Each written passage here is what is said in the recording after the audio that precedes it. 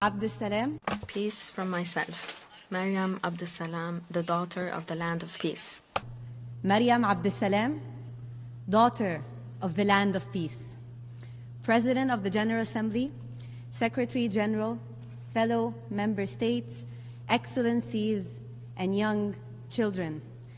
I stand here before you today, a 27-year-old Egyptian woman whose last name alone holds the same promise for hope, for peace, that this institution made 81 years ago. Back home, I founded an entity called The Good News. The Good News started during COVID, when we all thought the world was going to end. And to be honest, when I was asked to give today's keynote, the immediate thought that came to my mind was, if I wanted to find the good news 81 years ago, would I be able to? And if the UN Charter was established today, would I cover it on my platform? That's the question I will leave you to answer today by the end of my word. The UN Charter was founded to save succeeding generations, my generation included, from the scourge of war, which twice in our lifetime has brought untold sorrow to this generation. That line was supposed to be the foundation for peace, the northern star that we all follow.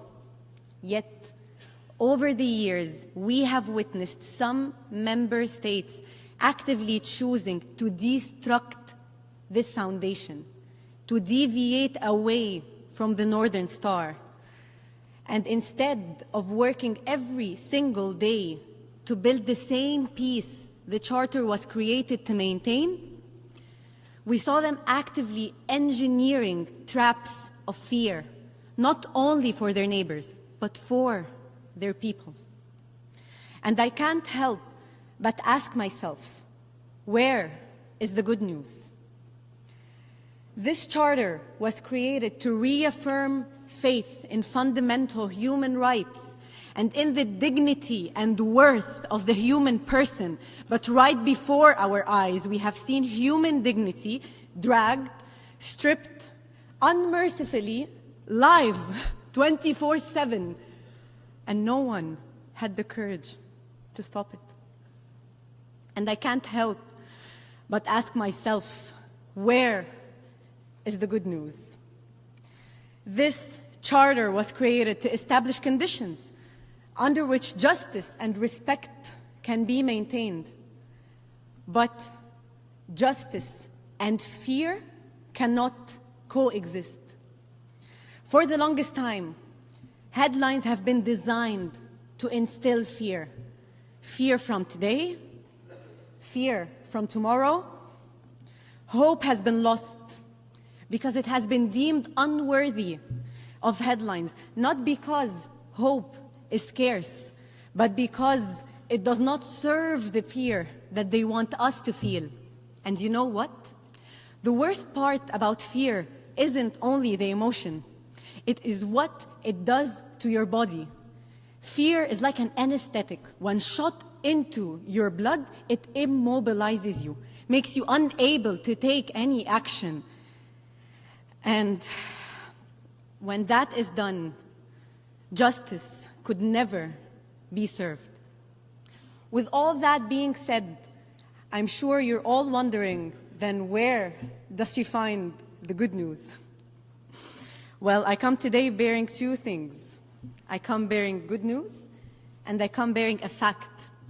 This fact says that the only force stronger than fear is hope. The good news is that Tala, the 14-year-old Palestinian girl whose home was deconstructed and was flattened to the floor, has used this rubble and made out of it construction bricks for her home.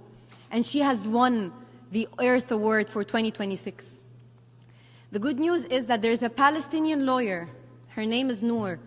She had only pens and a blackboard, and she could not get her degree with the rockets flying above her head. Do you know what she did? Noor took those pens and this blackboard and educated 4,700 children in 12 different camps. Well, the good news is that fear is absolutely temporary, and hope is forever.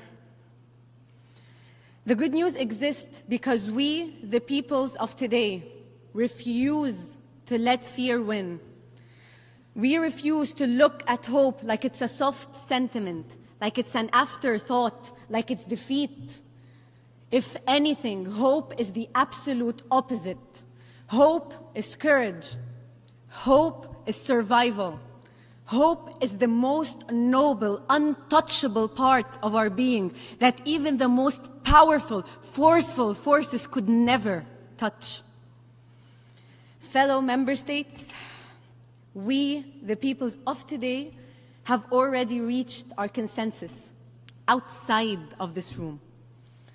You're already late to the party. But the good news is, as long as I and yourselves are sitting here in this room today, we still have time. And I invite you to be part of our conversations, to be part in our rooms, to help us rebuild this peace. The last thing I want to leave you all with is that I always pray in my heart, may peace be upon those who truly seek peace. And may peace be upon those who have the courage to build it.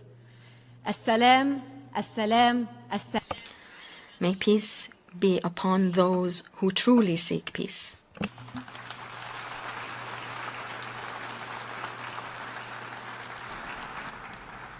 I thank Ms. Sوليكا for her strong words of hope, and even if we are a bit late, we hope we can just join the party of hope, and we will do. I now invite the Assembly to view a video